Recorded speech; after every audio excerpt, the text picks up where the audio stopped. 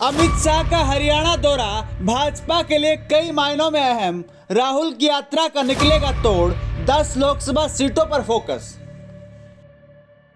केंद्रीय गृह मंत्री अमित शाह 14 फरवरी को मधुबन करनाल आ रहे हैं। शाह का यह हरियाणा दौरा भाजपा के लिए खासा अहम होने वाला है। इस दौरे को लेकर मुख्यमंत्री खुद तैयारियों का जायजा ले रहे हैं। हाल ही में उन्होंने करनाल पहुंचकर तैयारियों का बारीकी से निरीक्षण किया है। वैसे भी गोहना में शाह के नहीं आ पाने के कारण भाजपा संगठन इस दौरे को लेकर बेहद संजीदा दिखाई दे रहा है।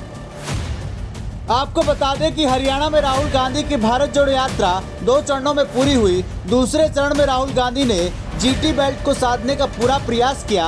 हालांकि भाजपा ये कहते हुए आ रही है कि यात्रा से पार्टी को कोई असर नहीं पड़ा है, लेकिन केंद्रीय नेतृत्व इसको लेकर गंभीरता दिखा रहा है। यही कारण है कि अमित शाह राहुल की यात्रा का पूरा फीडबैक सरकार और संगठन से लेंगे। साथ ही यात्रा से हुए नुकसान की भरपाई का तोड़ भी हरियाणा भाजपा को बताएंगे।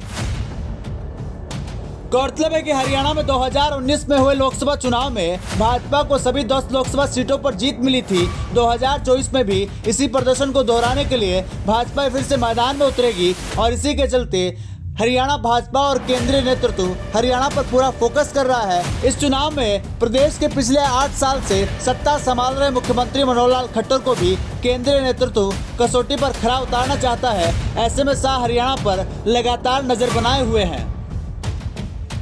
बहरहाल पिछले दिनों हिमाचल प्रदेश में मिली हार से भी हरियाणा भाजपा सबक लेगी। शाह अपने दौरे के दौरान ये भी देखेंगे कि हिमाचल की हार का हरियाणा पर कितना असर होगा।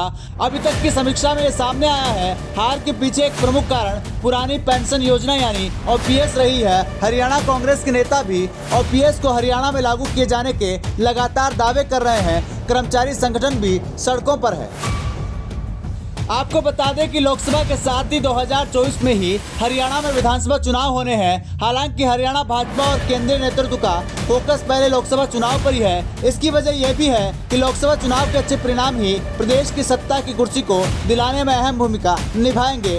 केंद्रीय नेतृत्व भी इस बात को भलीभांति समझता है, इसलिए वह भी पहले प्रदेश की 10 लोकसभा सीटों पर ही अपना पूरा फोकस कर रहा है। ब्यूरो रिपोर्ट, संसार क्रांति न्यूज।